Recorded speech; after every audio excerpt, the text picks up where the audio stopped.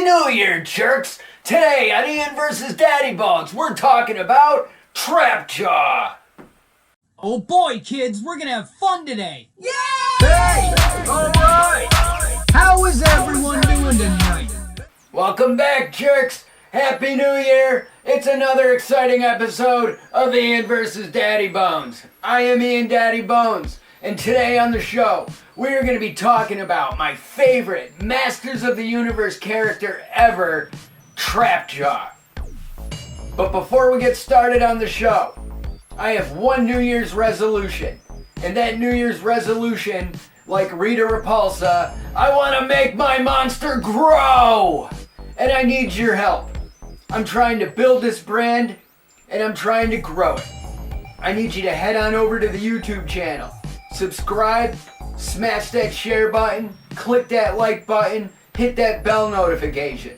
If you're not subscribed to the Patreon, then head on over to the patreon.com/Ian vs. Daddybones. Subscribe for just $1 a month. Get access to bonus content and get your name in the credits.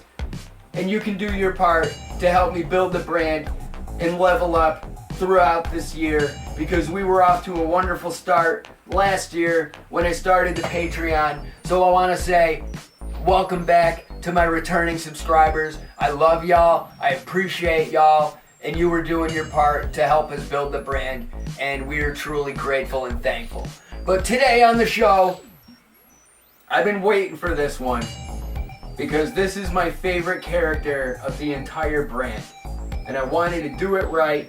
So what better way than to start off 2023 by talking about good old fucking Cronus. Oh, who's Cronus, you might ask? Well, Cronus is Trapjaw's original form that we got introduced to in Masters of the Universe in the 2000X series, as well as it was further explored in Masters of the Universe comic books to basically explain how exactly Trapjaw became Trapjaw. But we'll get there in a little bit, because what I want to just start off with is, who is Trapjaw? Who was Trapjaw? And why do I have so many different versions of him here on the table? Well, it's simple. When Masters of the Universe started in 1982, and they were creating these characters, they were creating, their heroic warriors, He-Man and the Masters of the Grayskull, and they were also creating the evil warriors, aka Skeletor's goons and henchmen. So, he had Beastman, he had Merman, he had Triclops, and he had Trapjaw, alongside Evil Lyn, as like his main core of 5 evil warriors and henchmen. And to me, as a kid in the 80s, there were numerous things about Trapjaw that just caught my attention. For starters, you have the color scheme. He's got a pink helmet that kind of looks like back in the day, like 1960s, 1970s football helmet.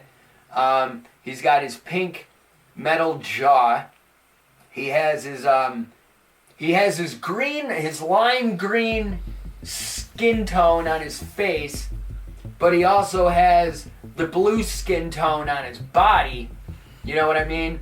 And he's got his furry underpants that is the same color, pink magenta, as his hat and jaw, but he has this green belt that kind of looks like a wrestling belt, like a weightlifting belt, but it has like a pirate skull and crossbones logo on the front of it, and he's got his legs. Now, just to throw it out there, he's got his blue skin tone on the legs, but he also has these thigh-high gauntlets above the knee. He's got his boots and whatnot with a little splash of green on the pants. But the thing is, basically with Trapjaw, they reused Man-E-Face's legs, and Roboto also got those same legs. But But basically, you know, to me as a kid in the 80s, like seeing this character, especially in the Filmation cartoon, even though there was slight color variation, you know, some of my favorite colors, like some colors became my favorite colors as a child because I remember seeing them for the first time in certain elements of my life, and basically like seeing this combination of colors, especially with the blue and the green, and even the green and the black, and even the green and the pink. You know what I mean? There's like so many different combinations of how the colors can be paired, but together it just really made for a really nice looking figure. And you know, with like action features, play features, and like gimmicks within individual figures, you know, Trapjaw really stood out above the rest. Like he's got his mechanical arm, and it has its 3 different attachments. You know, he's got his gun attachment, he's got his hook attachment, he's got his claw attachment, and there's 2 extra attachments clip onto his little pirate weightlifting belt. And you know, I always thought that was kind of a cool feature, how you could switch out between the gun and the claw and the hook. Also to note that with his helmet, he's got this little hook at the top of it where you could a little loop ring where you could actually, another one of his features was you could put like a string through it, and basically he could like, you know, zip line on the string with his head. So you know, he had like multiple play features and whatnot. So I really think back in the 80s, like in the vintage line, like Trapjaw was one of the cooler figures going around. And honestly, I gotta say, as a kid, I never had Trapjaw as a child.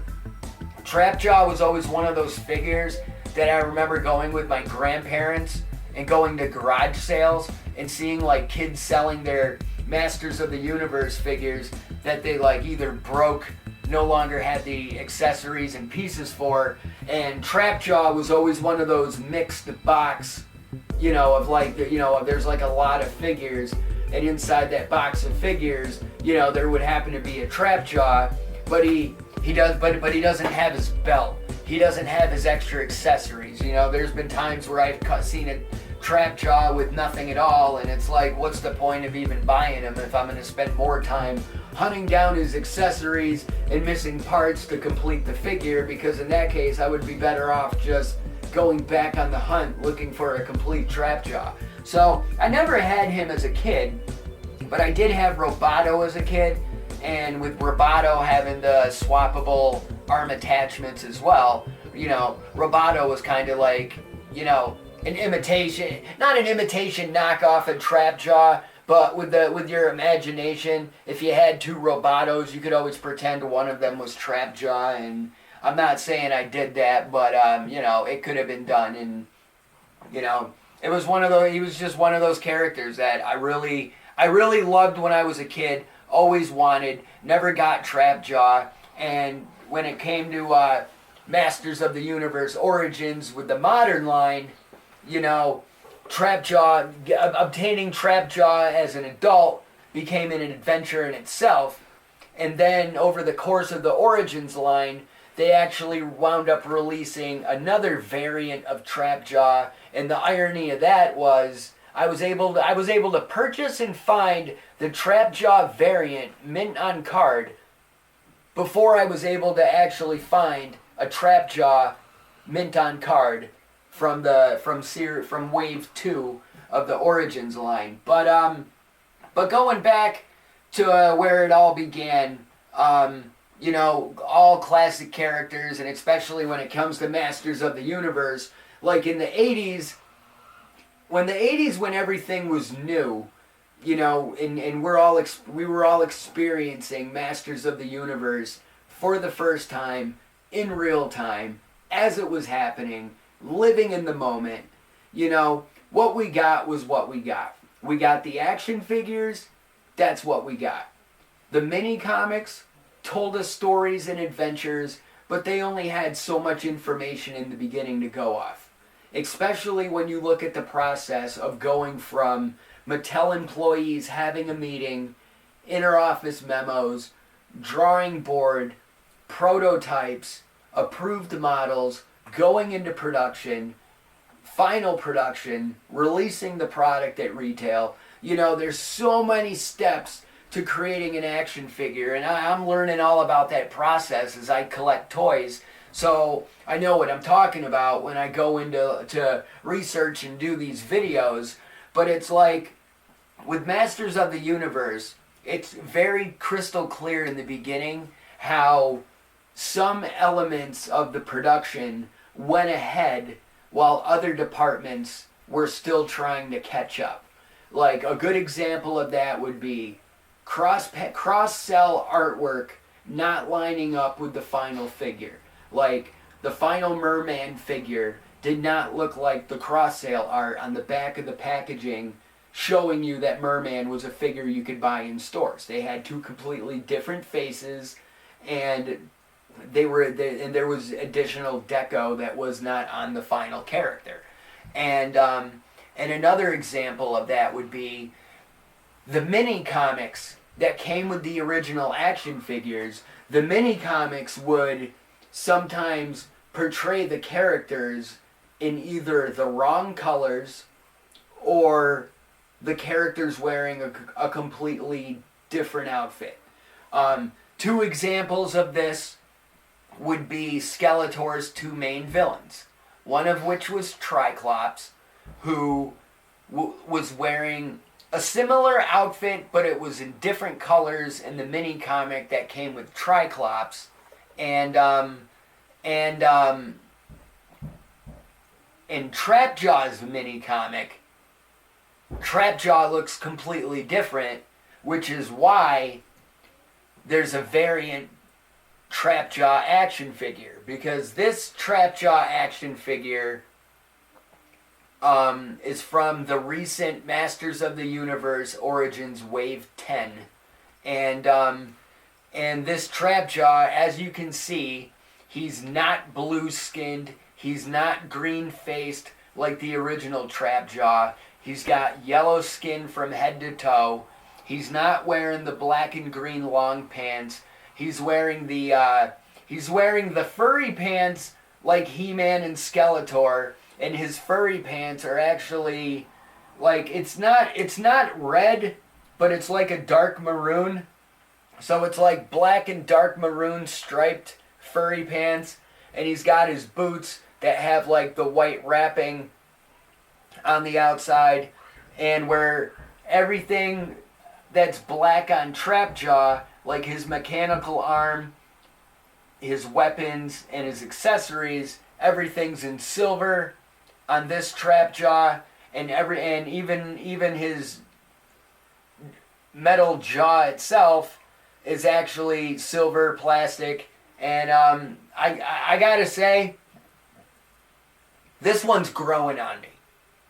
You know, this has always been my OG favorite Masters of the Universe character, but if you think of it like if he was a playable character in a video game, this would be a wonderful second skin for Trapjaw. Like if they made a fighting game, that would be absolutely amazing.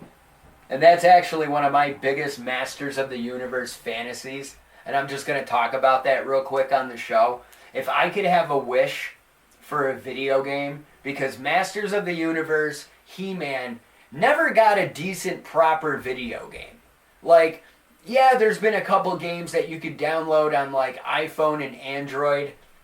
Like, there's that Tappers of Grayskull, and there used to be a side-scrolling, like, Flash art Masters of the Universe game that came out, like, 10 years ago. I remember those, but, like, in the heyday of the Nintendo Entertainment System, the Super Nintendo, the Sega Genesis, He-Man never got a decent video game. Like, they came out with a shitty game on the Atari 2600, I believe, or maybe it was on Intellivision or ColecoVision or something like that, but it was like He-Man and the Wind Raider, but either way, it was that blocky early 80s pixel crap, And you know, to this day, we still haven't gotten a proper modern Masters of the Universe video game. And if I could fantasy create this video game, what I would do is I would have NetherRealm Studios, you know what I mean? The studio in the House of Mortal Kombat and Injustice. I would have those guys make the Masters of the Universe game. Because with the way they told the stories in Mortal Kombat X, Mortal Kombat 11, and even the Injustice games, with the way they reinvented story mode for a fighting game, they could tell a banging ass Masters of the Universe story. There's so many characters that you could include as base characters at launch. There's so many characters that you could add as DLC. And I just think those guys would knock it out of the park, and I would absolutely love it if we got that game someday. I think that would be absolutely incredible. I mean, I was a huge fan of fighting games in the 90s, Mortal Kombat, all the Capcom 2D fighters, those were my jam, and you know, it would be absolutely amazing to get a modern, decent Masters of the Universe fighting game, because I mean, right there you got right there between Cronus, Trapjaw, and Mini Comics Trapjaw. Getting back to my story, like right here, you have 3 skins for a dope ass character that could be in the video game. But that's the thing. This version of Trapjaw is what he appeared in his first mini comic that came. Like, Trapjaw was yellow in the mini comic he debuted in that came with the same fucking character that was completely different colors. And that's basically like how the character evolved, how the character changed. When you found out that Mattel didn't really know what they were doing in the beginning of creating this line, other than having a mission statement of our goal is we need a boys toy line to compete with Star Wars. And poof, now we got Masters of the Universe. And so Trapjaw was originally introduced as like an intergalactic bounty hunter. But then when the Filmation series debuted, and not to mention other inclusions in other media like storybooks, other comic books, you know what I mean? Let's see here. You had the Filmation cartoon over in England and whatnot. They had like the Ladybug Bird. What was it? It's either the Ladybug books or like the Ladybird books, something like that. But they had like these Masters of the Universe books and stories over there that kids got to grow up on when it came to getting their He-Man content, because they didn't have the cartoon. So, you know, the character was fleshed out and more details were added in other forms of media at the time. But in the States, he was mainly always one of Skeletor's goons. He's just the one that had that metal jaw and he had that banging mechanical arm with the different attachments.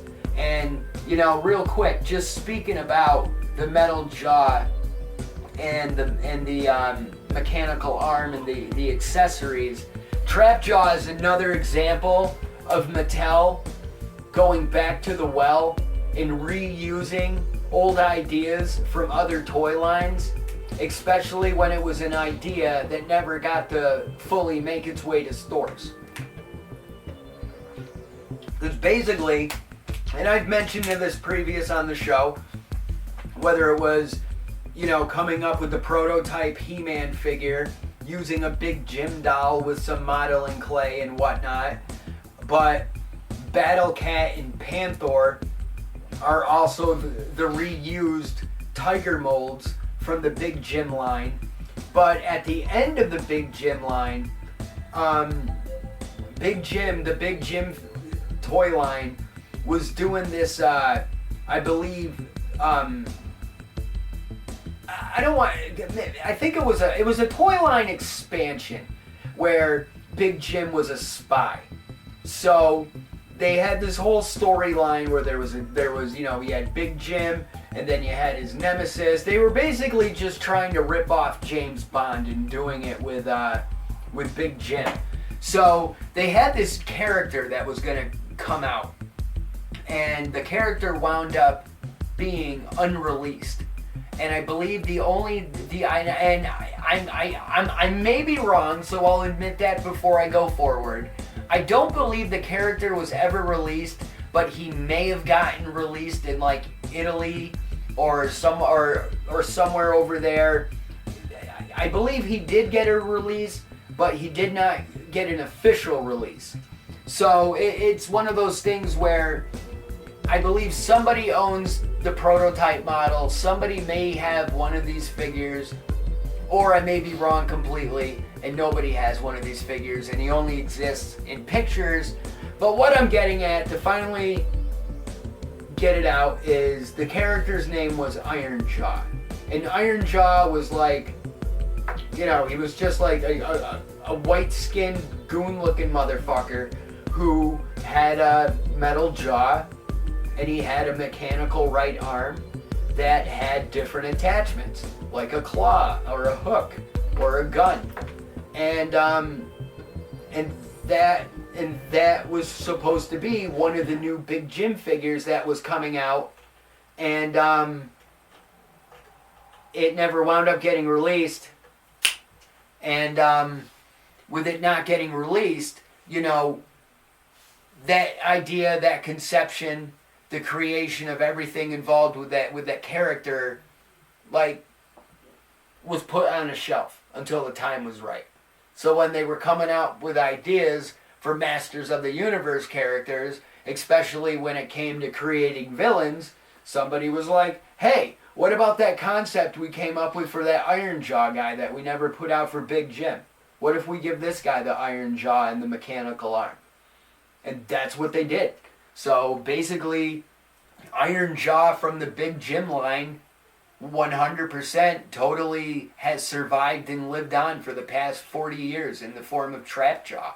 And, you know, and that's the thing. With him being Trap Jaw, and with that one being in the original mini comic colors, you know, I refer to the yellow Trap Jaw as Iron Jaw, and I'll refer to that one as Trap Jaw. But that's the thing, you know. There's been so many different forms of Trap Jaw, because you got the original 80s vintage Masters of the Universe Trap Jaw, and that's what we got. And then in the 2000X series, when that He-Man and the Masters of the Universe series came out, and everybody had that anime redesigned look to them, you know, I thought in that Mike Young series, I thought Trap Jaw was a beast, because like everything about his character design was like just cranked to 10. Everything was over the top.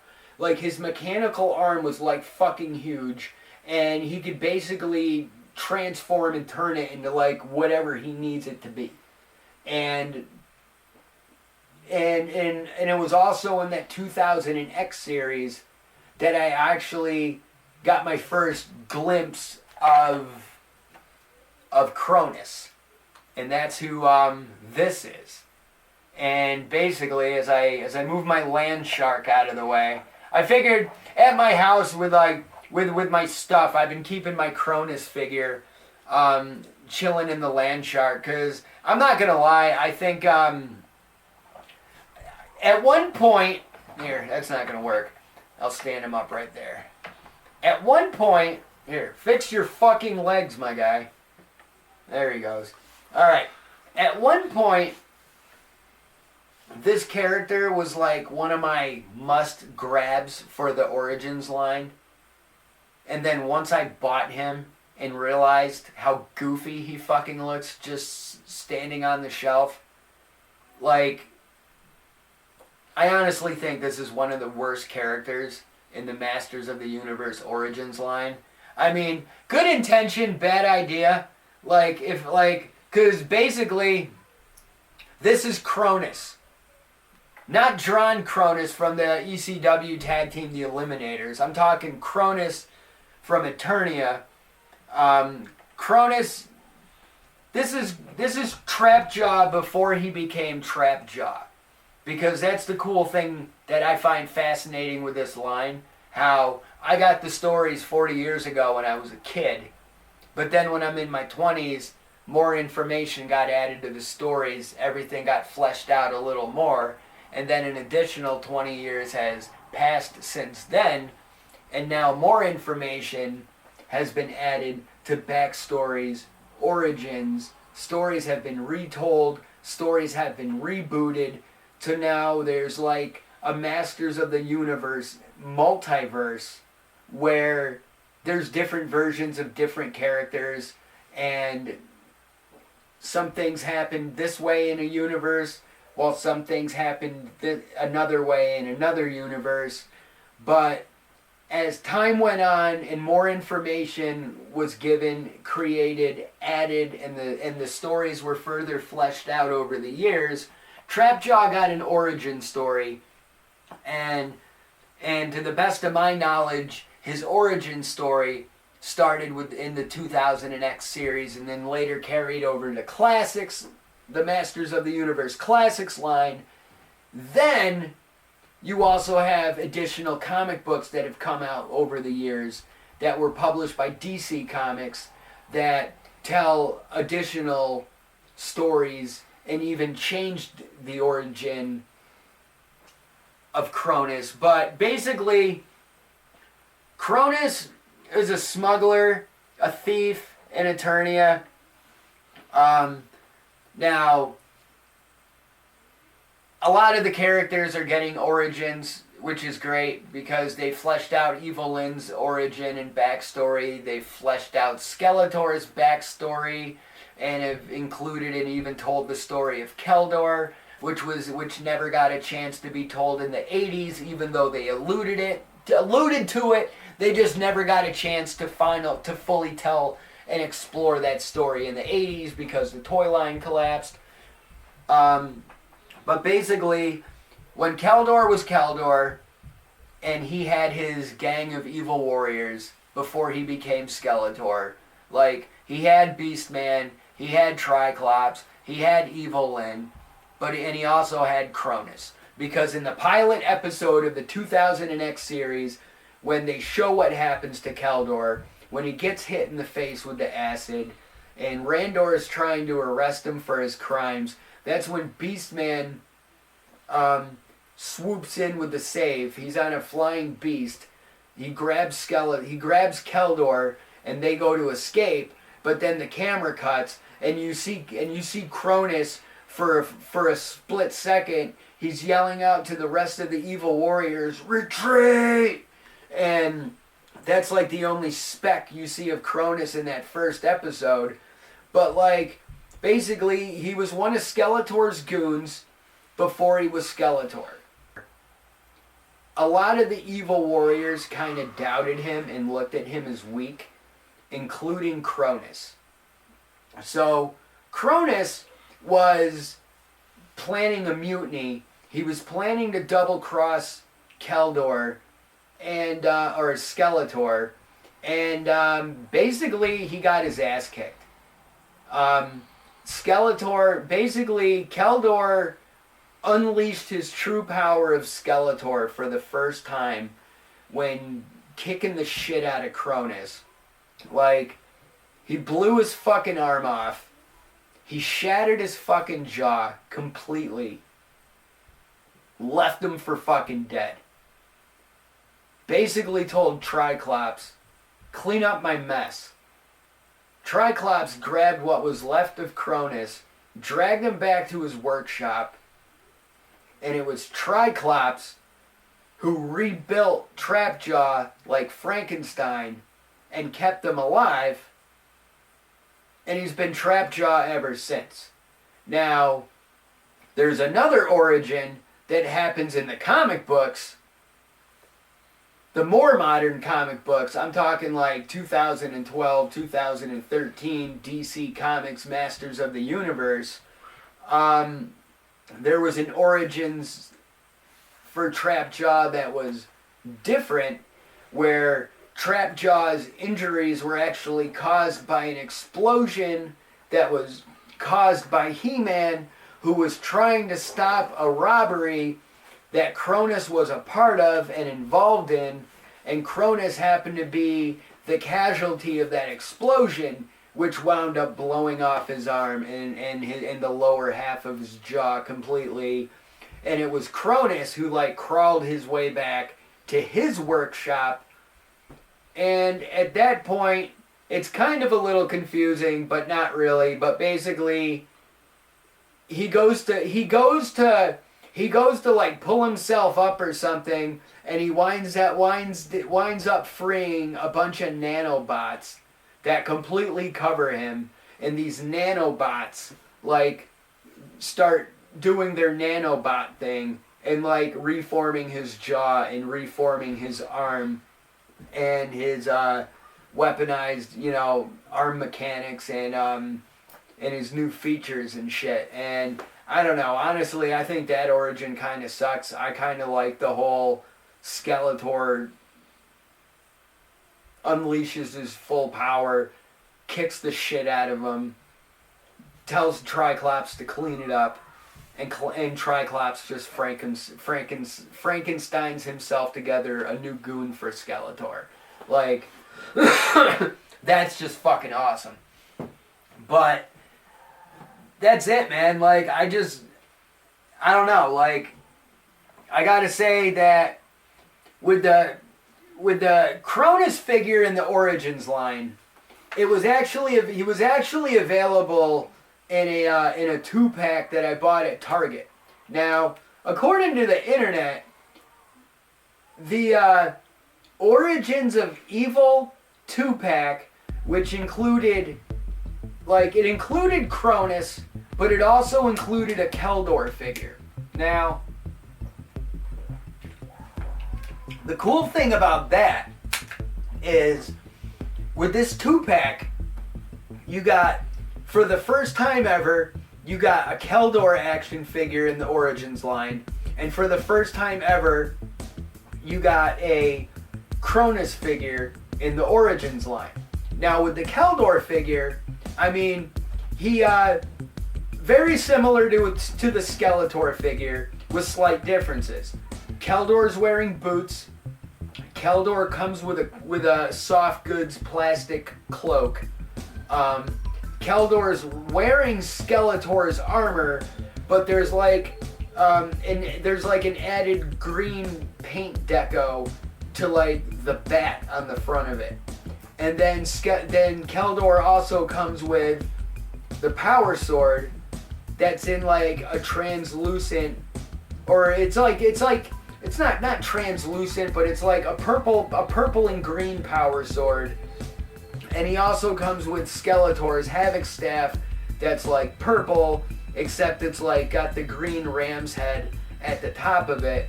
So he comes with like an alternate deco on Skeletor's weapons and armor, and he also comes with an additional Skeletor head that has these red jeweled eyes that just look fucking dope. Like it's got the Alcala eyes, as the Alcala head, as it's called.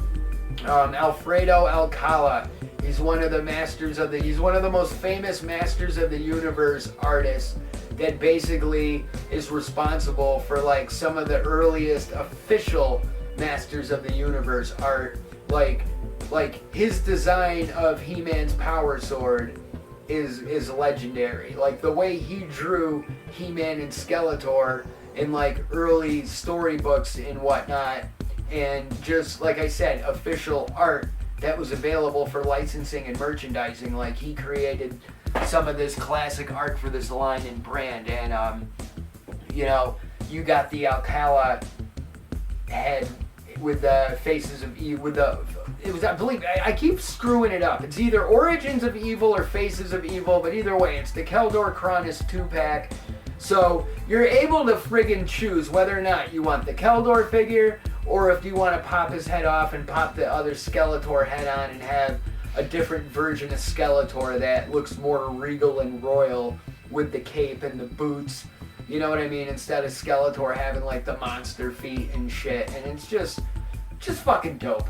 And but that's the thing. The Keldor and his accessories were absolutely amazing. And Cronus looks great in the box next to Keldor. Until you take him home and you take him out of the box, and it's like, okay, you move him around for a little bit, you move it, you make sure all the joints on the figure work, and you twist his head and twist his waist and bend his elbows and shit. Okay, cool, thumbs up, character looks good. But at the end of the day, that's it. How come he doesn't have any accessories? Basically what I'm getting at is, it would have been kind of cool if Cronus, it would have been cool if Cronus would have came with a Trapjaw head, and even had Trapjaw's mechanical arm. Like if I was able to pop off his right arm and pop in that second mechanical arm, you could basically build your own Trapjaw just off the Cronus figure, because you're basically able to build your own Skeletor figure off the Keldor figure. So I feel Cronus was actually more of a bust than a wonderful figure to add to the collection. I mean, he's not the shits, but he kinda is. Because they didn't give you what you needed to turn him into Trapjaw. Especially when we were coming off a period in the life of the line, where nobody was able to buy Trapjaw. That's what the biggest frustrating moment of Masters of the Universe Origins has been. The 2020 to 2021 period of the line. Because the line kicked off at the end of 2019. 2019. You had PowerCon, you had the Comic-Cons, and that's when Masters of the Universe Origins was shown off and revealed for the first time, because there was some special merchandise that was available in the beginning, like a He-Man Prince Adam box set, which comes with mini comics Prince Adam, where he's wearing the blue vest instead of the pink vest and the purple pants with the white shirt like we're used to from the Filmation cartoon. This was basically this was the original version of Prince Adam, when he just wore his furry pants, his blue vest. All he did was go down to the local tavern, drink mead, and fuck wenches. That's all he did. And, you know, the line debuted at the end of 2019. The line was live going into 2020 because all the packaging said new for 20. And Trapjaw was part of Wave 2. So a year later, January 2021, is when Ian Daddybones starts collecting Masters of the Universe Origins figures. So literally 2 years ago this month was when I started this. And when I started buying the Origins figures, I was able to get He-Man, Skeletor, and that's when I found out Man-at-Arms, Teela, Evelyn, and Beastman also existed in this line. So those were the next 4 characters that I was looking for. So I was able to complete Wave 1. No problem. No problem. It was so easy collecting Wave 1. Especially when these figures at the time were $15 each. The only one I really paid more than I wanted to was Beastman. He wound up costing me $30. But at the same time, I was like, fuck it. He's the last one I need to complete the wave. I'm good with that. So then it came to, alright, well, what are the next characters in the wave? Who's next? So then I find out that Trapjaw, Manny-Faces, Scareglow, and Orko are the next 4 figures coming out in Wave 2. So those were the figures that I was on the hunt on. And I literally spent all of 2021 with no success looking for Trapjaw, Orko, Manny-Faces, Scareglow. Did not find them. It was literally a year ago this time where I was still looking for Trapjaw, Orko, Manny-Faces, and Trapjaw. And Scareglow, I believe. I said one of those names twice. But either way, a year ago at this time, I was watching a lot of YouTube videos of pro wrestlers who collect action figures, right?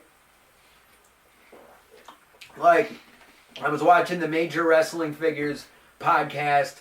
And then I started watching Ethan Page's channel and Ethan Page's videos, because I thought Ethan Page's videos were kind of dope, because it was like all of their AEW buddies and everybody he works with was like, every video was like different wrestlers and a different crew of people going on these toy hunts and looking at these stores.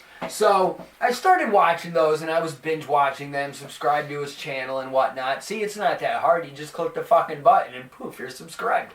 So I was watching Ethan Page's channel, and there was a video where he and Danhausen went to they went to Minnesota. They had a booking for an indie show or a convention. They were in town for it, and Ethan Page was producing his content. So he and Danhausen went to this toy store, Hot Comics, Toys and Collectibles. And I was watching this video, and they were just walking around the store, doing their thing, filming their episode. And I just noticed in the background on the wall, I spotted all the Masters of the Universe stuff that this store had in stock available on the wall. So there was no contact information in the episode about how to get a hold of Hot Comics, Toys and Collectibles. So I googled them. I was able to track them down. I gave the store a call, and I explained to the guy on the phone, like, hey, what's going on? I live in New York and blah blah blah. I was watching a podcast about wrestlers collecting action figures. I collect Masters of the Universe Origins. And I saw in the background on their video, you guys had a bunch of stuff available on the pegs on your wall in your store. So I was basically just calling just to see, what do you guys have available, because I got a list of stuff that I'm looking for. And if you're interested, and if you have what I need, if you're willing to do business with me and ship it to my house, we can get this done. So I basically told the guys from Hot Comics, Toys and Collectibles that I'm like complete on Masters of the Universe Origins. I got all my Wave 1, my Wave 5, my Wave 6 and 7. I'm waiting for Wave 8 to come out. I got all the vehicles. I got the cats. I got Castle Grayskull. It's just, I'm down to these final 8 figures that I'm looking for. So I could top off and finish off Wave 2, Wave 3, Wave 4. I'm looking for everything mint on card, and the long story short was, the good news was, they had everything that I needed. All of the characters that I was looking for, Hot Comics, Toys and Collectibles, totally had in stock, because like 2 weeks prior, they bought somebody's entire collection that the person sold. So the guy's like, look, I got good news, bad news. Good news is, all those characters you told me you needed, as I saw them, I took them off the peg in the bag that they're in. You have all those characters, only they're all loose in bags, but they have all their accessories. I just don't have them brand new mint on card. And at that point, I was willing to compromise and get them loose in bag, as long as they had all their shit and nobody was missing anything. And I wasn't even concerned with the mini comics, because I already had my Orko and other deluxe figures from that wave. So between Orko and the other characters, I had the mini comics for wave 2. So I was good on that. So thanks to Hot Comics, Toys and Collectibles, I was able to get the rest of the final 7 to 8 characters. See, I say 7 to 8 because it started off with 8 characters. Actually, it started off with 10 characters. I got 9. I got 1 character from my buddy Graham at Primo's Collectibles in Canada. That's how I got Zodak, and from wave 3. And then there was another store in Minnesota called Nerdin' Out that I was able to get Ninjor from wave 4. But the rest of the figures I was able to get from Hot Comics, Toys and Collectibles. So thanks to Danhausen and Ethan Page going to Minnesota for an indie show, I was able to complete the missing figures from waves 2, 3, and 4 that were impossible to find for Masters of the Universe Origins. And I come to find out after the fact The reason waves 2, 3, and 4 did not come out in the United States properly was a combination of COVID-19 and worldwide shutdown of everything when the pandemic started. Basically, when people weren't getting mail and everything was getting backed up and shit, and Mattel had to, Mattel took its corporate protocols and made the decisions that they had to do. So production got affected. Plus, you take into consideration that apparently when Mattel's putting out product for this line and brand, apparently the international market gets their figures first before the United States. So basically, Trapjaw and all of his homies that I was trying to hunt down weren't available in the United States because they never got officially released yet. And because of the pandemic, that fucked up Mattel's release calendar. So it's like, to a degree, some people feel the characters did get released, but they're still stuck in a shipping container somewhere. And for all we know, maybe, who the hell knows? You know what I mean? It's like, nobody knows. All I know is that at this point in time, right now, because I sent the link this morning to a bunch of my buddies that collect the figures. Shout out to Outbreak Monkey, because he told me he's gonna jump on him. But Big Bad Toy Store officially has the Wave 2 figures available for pre-order again. Target during this past holiday season. I haven't seen it myself, but I know people online in like various Masters of the Universe groups have seen it. But there's a special like end cap cardboard kiosk at Target that has like Wave 2 and 3 figures. So like people who weren't able to get Orko or Man-E-Faces or Trapjaw or She-Ra or Roboto, now you can. So it's like everything caught up now, but a year ago when nobody had any information, it was kind of frustrating and everyone's like, well, where the fuck are they? Like, this is ridiculous. So come to find out, even too, like after like I ordered these figures, they didn't get released in the States. So these were somebody's international version of the figures that I was able to add to my collection. So, over the course of it, it was definitely great, and I felt accomplished as soon as he showed up, and I was able to like unwrap him and take him out of his bag for the first time, because that's the thing, like this is what's up, like this shit makes me smile right now. Like honestly, like if I'm dead and you need to like throw something in like a circle to try and summon me, make sure you throw a Trapjaw in the circle. Definitely something you need to summon even he and Daddybones. But overall, it's just like, it's my favorite character ever. And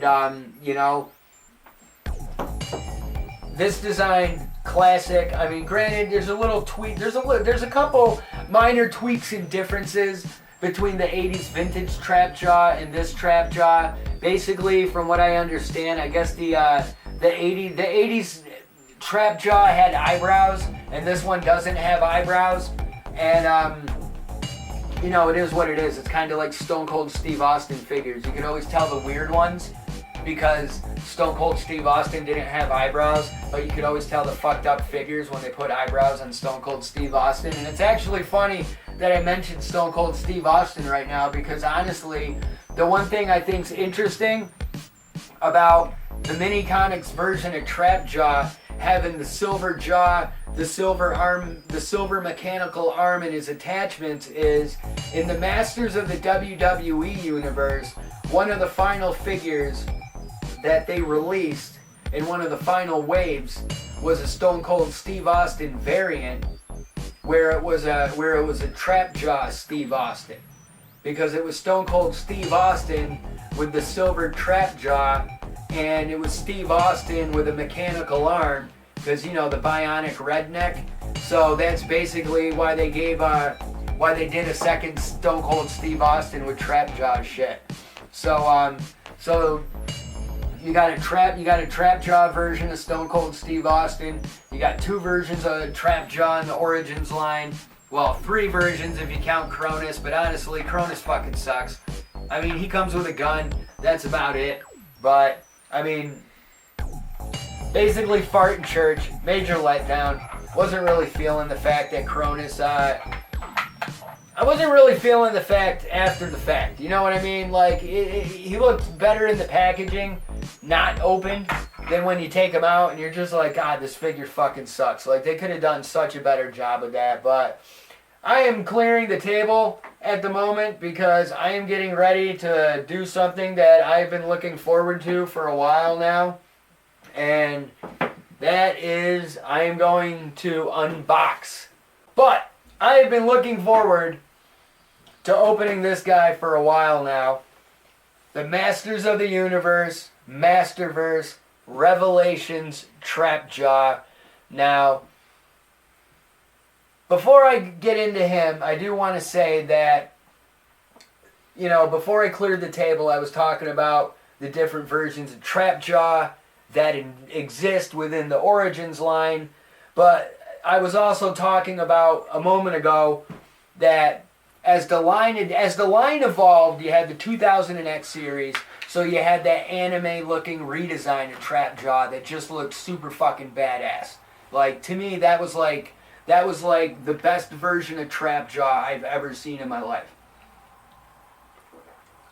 Now, in 2008, when Mattel wasn't believing in the Masters of the Universe brand to do it again at retail after the 2000X line failed, that's how we got Masters of the Universe Classics, because it was online, subscription-based, and you could only order the figures online through MattyCollector.com, and a lot of people feel that what was MattyCollector.com eventually evolved into what is known as Mattel Creations today, even though they're technically they were two separate things, but you could see where one is tied to the other because it's fucking Mattel. But when the Classics line came out, Classics was basically trying to take the classic, hence the word classics. They were trying to take the classic vintage Masters of the Universe characters, but now they were trying to make them in a different scale, and by making them in a different scale, they could make them more detailed and realistic looking while still remaining true to the original look of the vintage 80s figures. So, you know what I mean? Like, He-Man still looks like He-Man, even though he's more detailed, he's more articulated, and you know, it was Classics was absolutely amazing. Classics is like, as a modern toy collector, like, it's one of those things where it's like, I consider myself a toy collector now because I'm collecting toys, but at the same time I'm collecting for my own personal collection, and I'm not just trying to chip away at a list of multiple brands, you know what I mean, to complete stuff like that. I'm sure I'll get there someday, but basically what I'm getting at was, when Classics was new, I was not in a position to even think about participating. I had so much other stuff going on in my life that I was doing at the time. I definitely did not have the money for toys. And I completely missed out on Classics.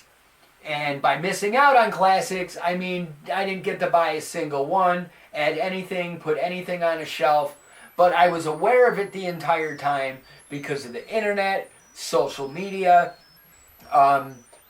even like magazines like Toy Fair and Wizard. You know, I remember seeing numerous ads for Masters of the Universe Classics when like new figures were about to drop. Like, I remember seeing a full page ad for like Scareglow and just being like blown away by it.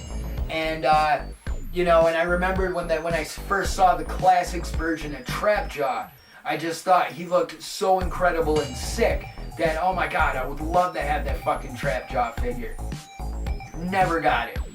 and even going back to the 2000X series, never ever saw that trap jaw in stores because it was just impossible. It was impossible to find the secondary characters. They had so many He-Man and Skeletor variants. That's all you ever saw in the stores when you were trying to buy the Masters of the Universe 2000X figures, and that was the most frustrating thing about that toy line, and that's why it failed. Because again, at the end of the day, you could have a Rubbermaid bin full of 26 action figures from the 2000X line, and out of those 26 figures, you have 13 He-Man figures and 13 Skeletor figures that mimic the different He-Man figures. It just got absolutely ridiculous. So I completely missed out on the 2000X Trapjaw figure. I completely missed out on the Classics Trapjaw figure, and they even made mini comics Trapjaw in the Classics line, which is super dope. But this version of Trapjaw that I'm gonna open up in a moment, exclusively for the Patreon subscribers. So if you want to watch me open this bad boy up in real time and not the time lapse, head to the patreon.com, Ian vs. Daddybones, as it says up in the corner. You can throw me $1, subscribe for 30 days, and in that 30 days, you will definitely see that I am more than worth the reoccurring monthly charge going forward. So if you throw me that buck, thank you, buddy. I appreciate it. But this version of Trapjaw, it's from the Masters of the Universe Revelation series, and I'm going to get into that for Patreon subscribers. So, with that said, let's open them up! Fuck Ian Daddybones. Fuck Twin Widow, whatever the hell it is. No one gives a shit about you, Ian. Everyone hates you. Fuck off. Oh my god, I'm so excited. Having a banger and you're all invited. Share with friends and I'll see you later. Bring everyone, invite my haters. Throw your hands in the fucking air. Let's push a cripple down a flight of stairs. Got new shit right for your ears. My Hadouken is downright fierce. Rock out with my cock out.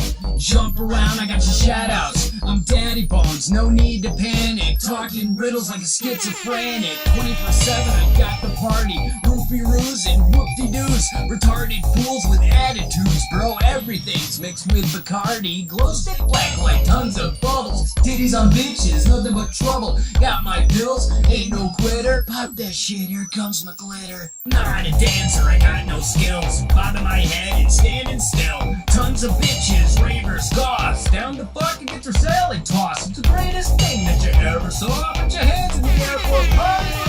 Oh my god, I'm so excited. Having a bang on your all invited. That kid's posing, muscles flexing, training's dressed like a favorite X-Men. If there's one thing that drives me crazy, you give high fives but you fucking hate me. Might have rabies, might have herpes. Breastfeed me and you'll have to burp me. I'll be up on stage, throwing out beads, grabbing my dick and spraying my seed all over your face. That's fucking rude.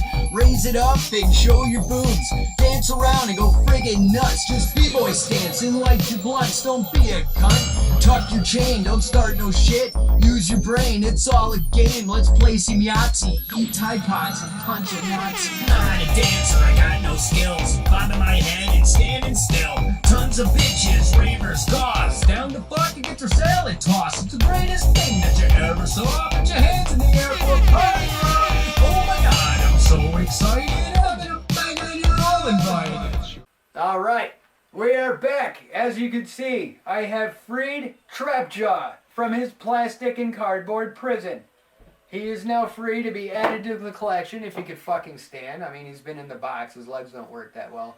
But there you can see him in all his fucking glory. I mean, like I said to the Patreon subscribers, like, I'm actually blown away and impressed by the level of detail on this figure. I mean, there's things I absolutely love about this figure. There's only a few minuscule things I don't like about this figure. I'm not a big fan of the whole tongue hanging out and the fact that looks like he's constantly going, "What's up?" And, you know, I mean, that joke was dead like 20 years ago, and that joke was dead when the Dudley boys continued to do it for years. And, you know, fucking, I don't know. I would have done without the extra detail of adding the tongue hanging out of his mouth. But But nonetheless, I mean, he's such a sick character, and I would say if I was to make a new Eternia version of Trapjaw for Masters of the Universe, that's how I would be okay if Mattel did the lazy version of introducing mini comics Trapjaw to the Masterverse line.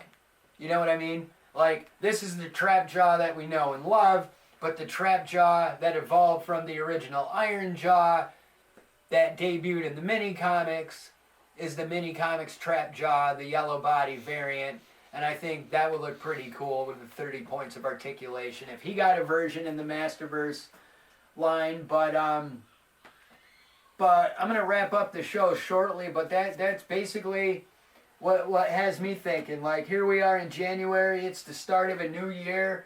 Like my wife and I just paid our house off last month, and we got not necessarily reevaluate our finances, but now that I no longer have a monthly mortgage, you know, we're gonna work away at chipping away some debt that we're paying off, and we got some plans for our house, like a little basic remodeling and stuff we need to take care of on the inside. But I can honestly say, looking forward, when it comes to my toy collecting adventures, I want to say, like, last year was a lot of fun.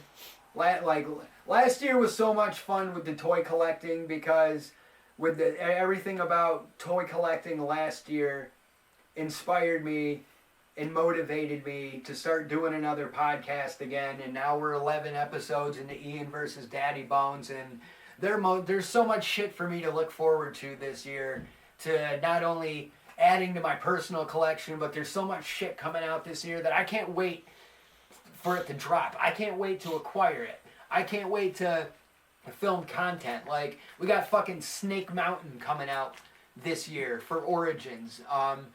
Right now, I know waves 5, 6, and 7 for Masterverse are available. Those are figures that I have to catch up on. Masters of the Universe Origins, Snake Men Wave 1, Snake Men Wave 2 is coming out. I actually had to cancel my pre-order at the last minute because I wasn't expecting Snake Men Wave 1 to show up until January of this year, but they wound up hitting at the end of at mid-December last year. So I basically had to cancel the.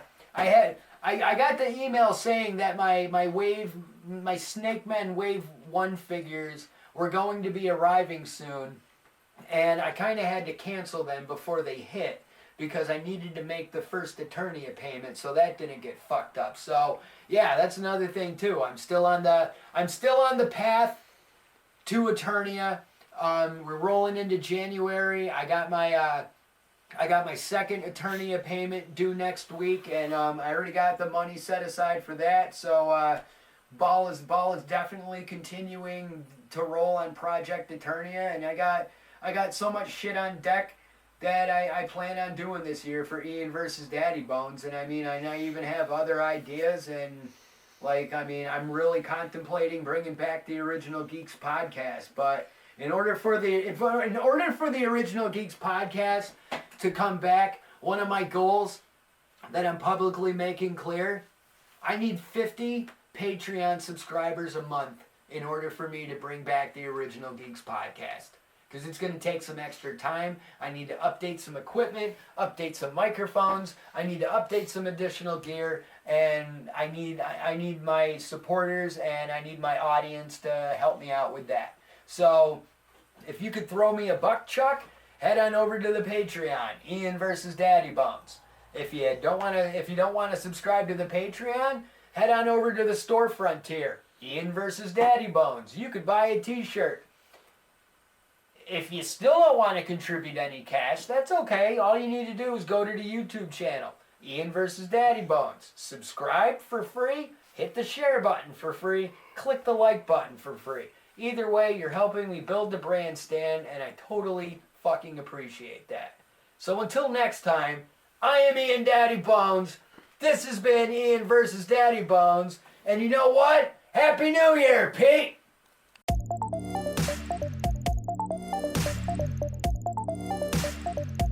Epic roast guy.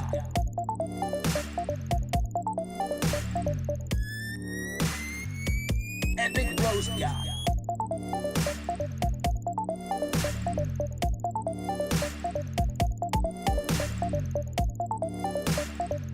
Meme Lord for real. Epic roast guy. Yup.